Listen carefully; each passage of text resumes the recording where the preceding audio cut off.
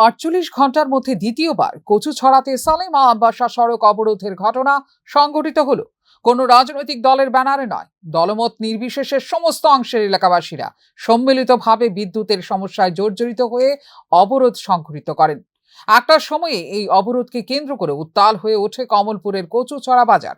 যদিও পরিস্থিতি নিয়ন্ত্রণে নিতে মাঠে নামে কচুছড়া থানার পুলিশ। সর্বশেষ সংবাদ অনুযায়ী পরিস্থিতি রয়েছে নিয়ন্ত্রণেই। এলাকাবাসীদের বক্তব্য হচ্ছে, দীর্ঘদিন ধরে তাদের এলাকাতে বিদ্যুতের সমস্যা চলছে।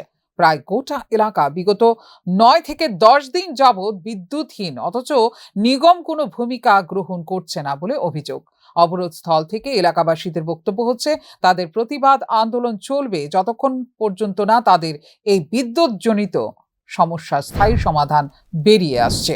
এলাকাবাসীর তরফ হইতে আমরা আজকে রাস্তা অবরোধ করতে বাধ্য হচ্ছি। কতগুলি কারণের সমস্যা। আমরা এখানে দীর্ঘদিন ধরে ৯-১০ দিন ধরে আমরা এখানে কারেন্ট বিদ্যুৎ নাই।